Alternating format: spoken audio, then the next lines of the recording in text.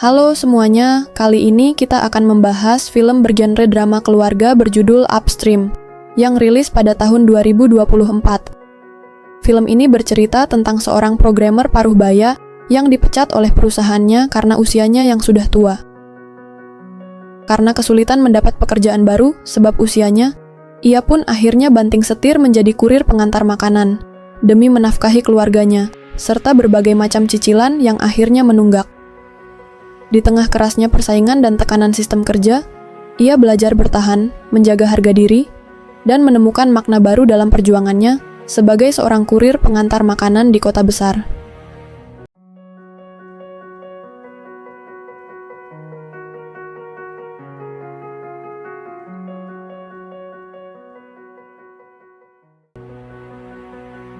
Film diawali dengan memperlihatkan seorang pria bernama Cao Cele, yang merupakan seorang kepala IT di sebuah perusahaan besar di Cina.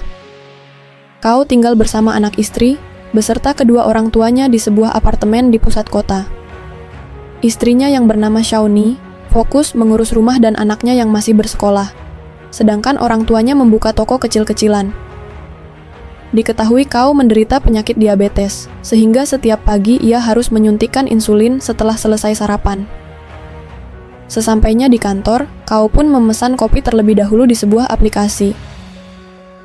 Setelah itu, Cao dan rekan-rekannya pun merokok bersama di sebuah ruangan, sambil mengeluhkan sistem kerja di perusahaan mereka itu. Tak lama setelah itu, Cao dipanggil oleh petinggi perusahaan yang mengabari kalau ia harus dipecat karena umurnya yang sudah cukup tua. Cao yang mengamuk pun langsung melempar kursi, dan mengatakan kalau selama 11 tahun ini ia sudah lembur setiap hari hingga terkena diabetes. Namun perusahaan dengan mudahnya memutuskan untuk memecatnya begitu saja. Cao pun meminta pesangon sebesar 700.000 yuan. Namun sayangnya, perusahaan hanya bisa memberikan pesangon sebesar 300.000 yuan.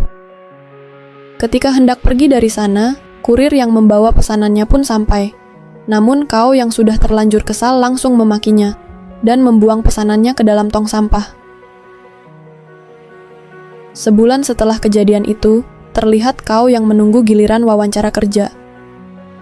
Namun ketika di dalam, HRD itu pun langsung memarahi stafnya, karena di lowongan kerja sudah tertulis batas maksimal usia pelamar, yaitu 25 tahun. Suasana pun tampak canggung, sehingga Cao pun langsung pergi dari sana. Sesampainya di rumah, ternyata ayahnya sudah mengetahui kalau ia sudah dipecat dari perusahaan, sehingga Cao pun langsung dimarahi habis-habisan karena menyimpan rahasia sepenting itu selama ini. Cao pun meyakinkan ayahnya kalau ia akan segera mendapatkan pekerjaan yang lebih baik dan memintanya untuk tidak memberitahu istrinya terlebih dahulu. 1 bulan kembali berlalu, tampak Cao yang sedang mengejar seorang makelar pencari kerja yang kabur setelah gagal mencari pekerjaan untuknya. Cao pun meminta kembali uangnya sebesar 30.000 yuan yang sudah ia bayar sebelumnya. Namun sialnya, makelar tersebut kembali menipunya dan berhasil kabur dari kejaran Cao. Siang harinya, Shauni menelepon Cao yang mengabari kalau ayahnya masuk ICU karena menderita stroke. Dokternya pun menjelaskan kalau ayahnya harus segera ditangani. Namun karena biaya rumah sakit yang cukup mahal, Cao pun memohon untuk memberi sedikit keringanan karena asuransi ayahnya juga tidak mengcover biaya rumah sakitnya. Karena hanya diberikan waktu 3 hari untuk melunasi, Cao pun menelepon perusahaannya dulu untuk segera mengirimkan uang pesangonnya sebesar 300.000 yuan. Setelah itu, Shauni pun bertanya, mengapa gajinya selama 2 bulan ini belum masuk karena pihak bank sudah menagih cicilan apartemen mereka. Cao pun akhirnya jujur kalau ia sebenarnya sudah menganggur selama 2 bulan. Cao dan Shauni pun langsung membahas pengeluaran bulanan mereka, mulai dari les anaknya, biaya insulin Cao, yang setelah dihitung-hitung, mereka masih kekurangan 15.000 yuan. Shauni pun mengatakan kalau ia akan membuka les drum. Di tengah diskusi, istrinya pun akhirnya mengungkapkan kekecewaannya kepada Cao. Shauni mengatakan kalau mereka sudah menikah selama 15 tahun lamanya. Namun Cao malah menutupi masalah sebesar itu, yang mungkin saja jika ia mengetahui lebih awal, masalahnya tak akan sebesar sekarang.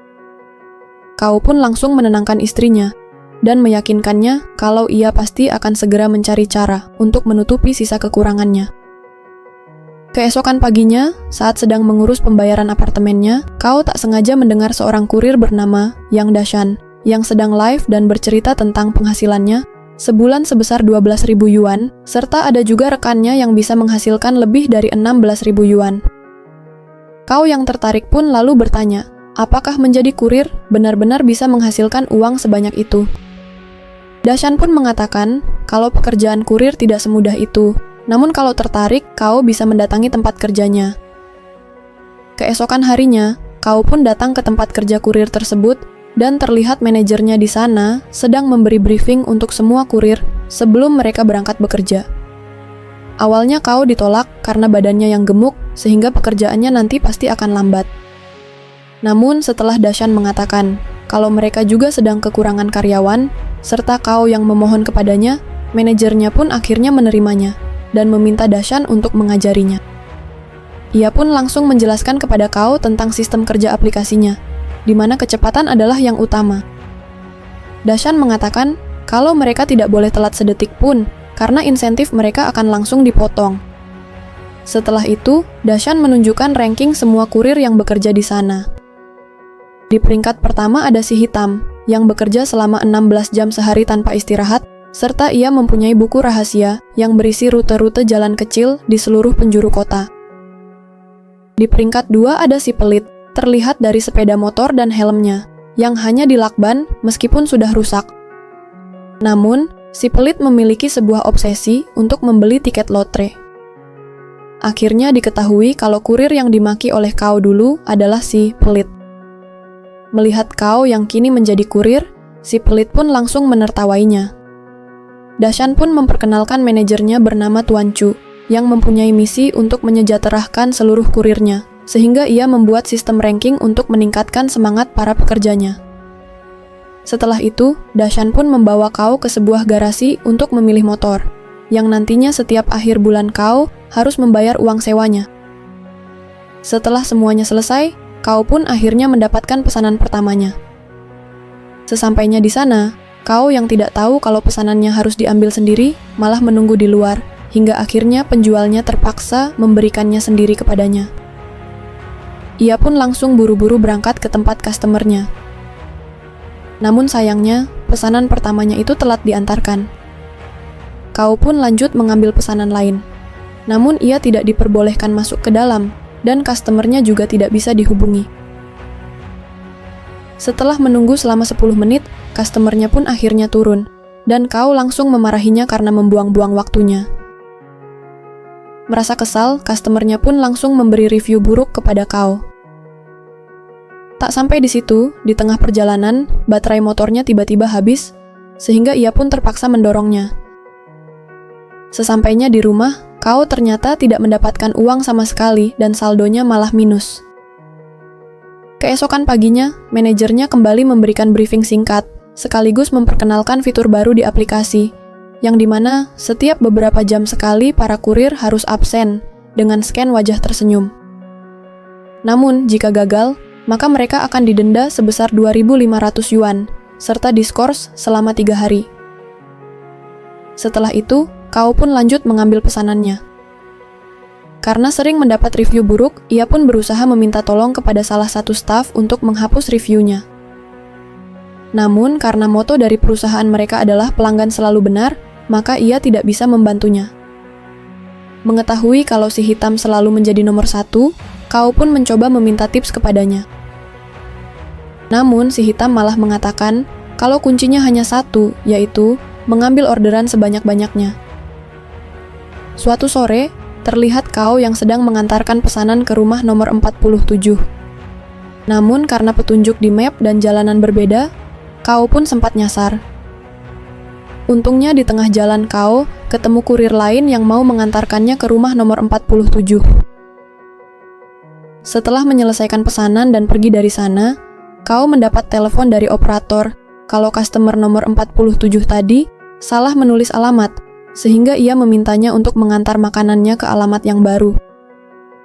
Setelah sampai, Kao pun langsung marah karena ia berkeliling selama 1 jam, hanya untuk mengantar pesanan itu. Namun customernya malah tidak peduli, dan mengancam akan memberi review jelek jika ia tidak mau meminta maaf kepadanya. Ketika sedang beristirahat, ternyata hari itu adalah jadwal ayahnya pulang dari rumah sakit.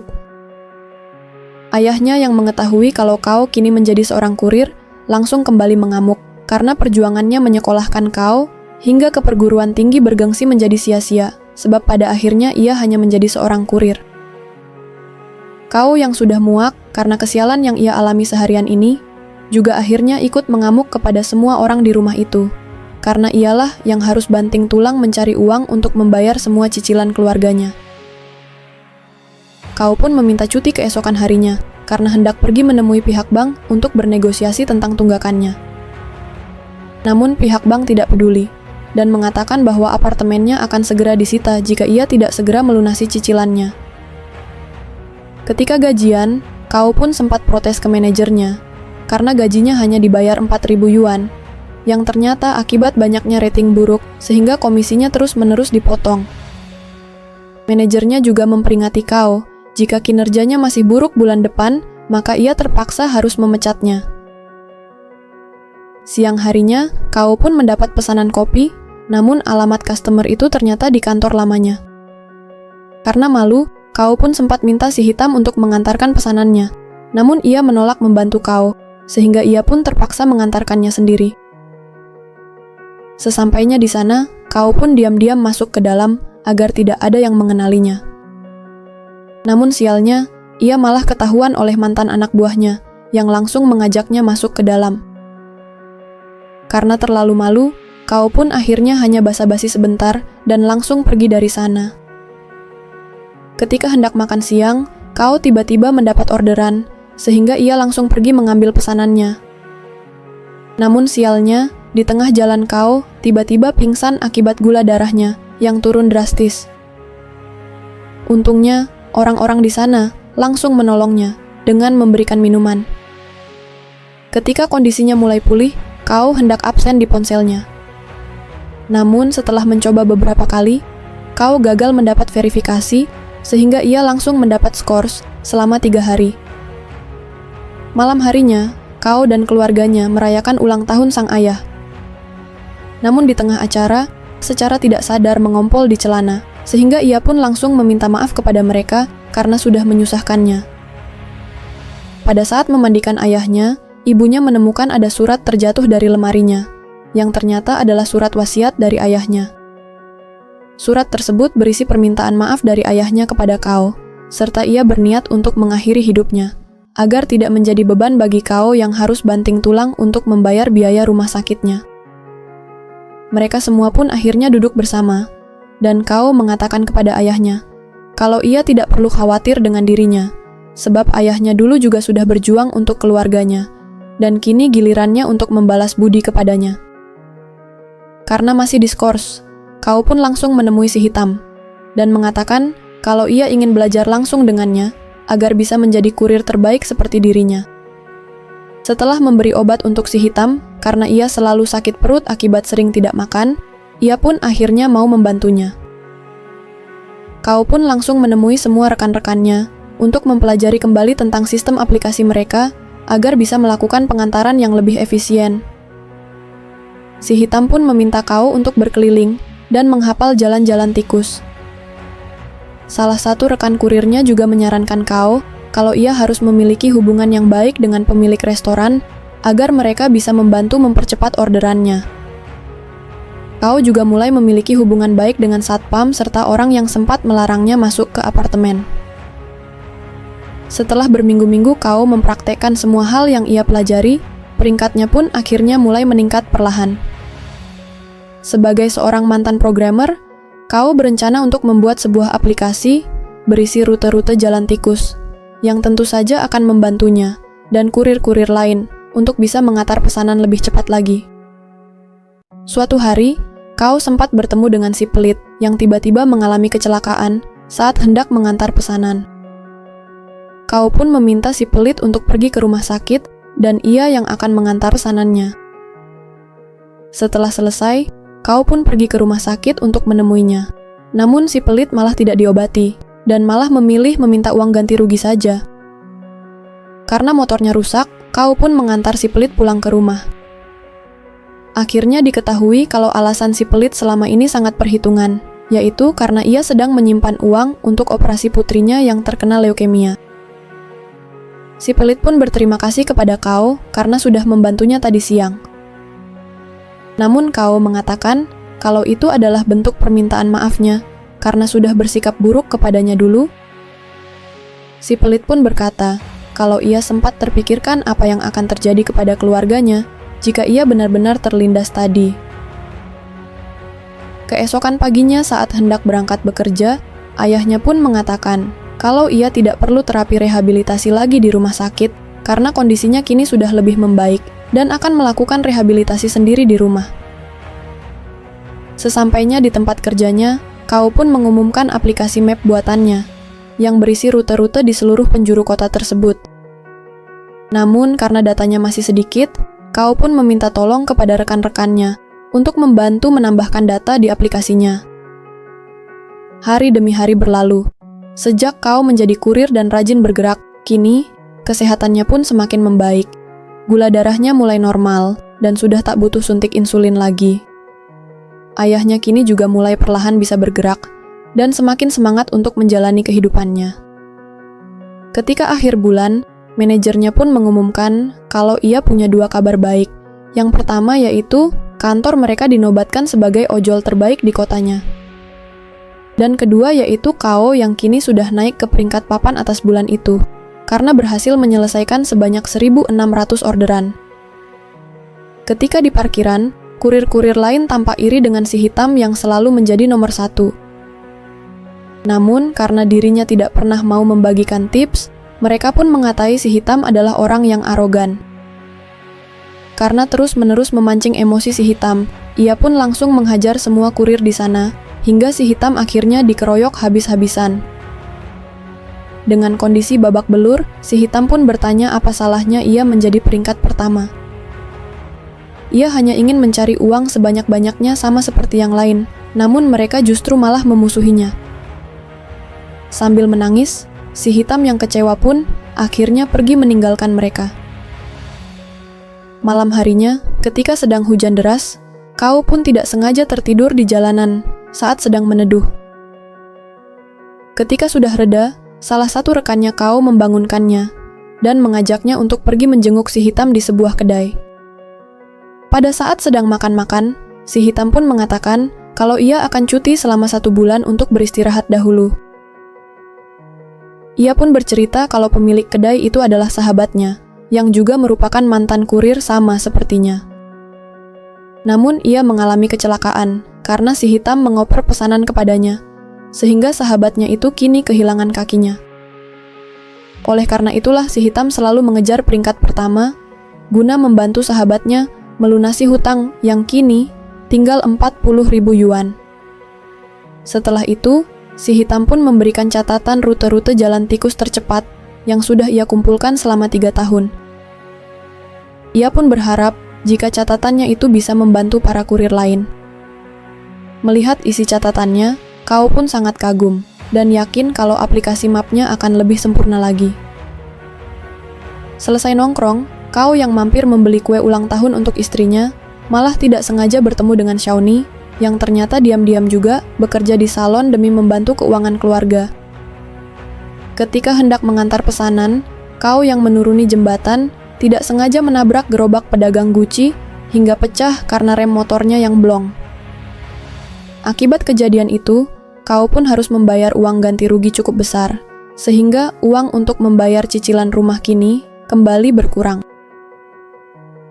Minggu demi minggu berlalu. Semua kurir terus bekerja keras hingga sampailah di malam penentuan tanggal 31 Desember. Di malam akhir tahun itu, tepat di pergantian tahun di jam 12 malam nanti, bagi siapapun yang berhasil meraih ranking 1 akan mendapat bonus tambahan sebesar 2.500 yuan. Untuk sementara Dashan, si pelit, dan Kao menduduki peringkat 3 teratas.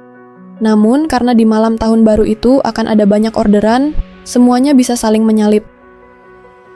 Akibat ada kendala di lapangan, satu persatu kurir di ranking atas mulai berguguran, termasuk si pelit. ia tiba-tiba mendapat kabar dari rumah sakit kalau anaknya harus segera dioperasi saat itu juga. Kini yang berada di peringkat teratas hanya tinggal Dashan dan Kao berdua. Poin mereka seri di menit-menit akhir sebelum tahun baru.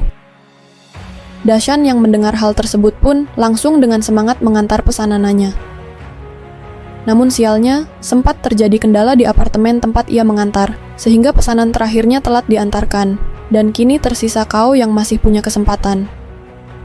Sialnya di tengah perjalanan, Kao sempat mengalami kecelakaan. Namun ia tidak peduli dengan rasa sakitnya, dan memaksa lanjut mengantar pesanan yang berada di sebuah diskotik. Kao pun awalnya sempat kesulitan mencari di mana customernya, namun untungnya ia berhasil mengantar pesanannya di detik-detik terakhir, sehingga Kao pun otomatis menjadi peringkat pertama. 2 hari kemudian, Kao bersama kurir-kurir peringkat pertama lain dari berbagai kota diundang ke acara penghargaan tahunan di kantor pusat. Dalam pidatonya, Kao berkata kalau penghargaan ini bukan untuknya sendiri, tapi untuk semua kurir di luar sana yang selalu bekerja keras demi menafkahi keluarga.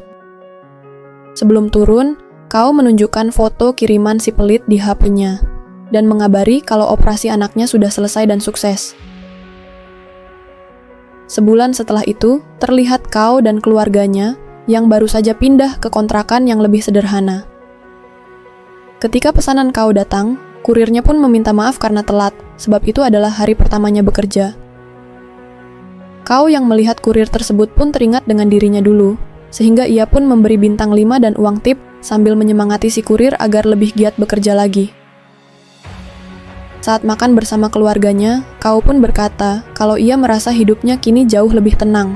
Meski kontrakannya kecil, tapi setidaknya mereka tidak dikejar-kejar cicilan bank lagi. Istrinya juga mengatakan, sejak Kao jadi kurir dan rajin bergerak, dirinya kini terlihat jauh lebih hidup dan juga menjadi lebih sering menghabiskan waktu bersama keluarganya.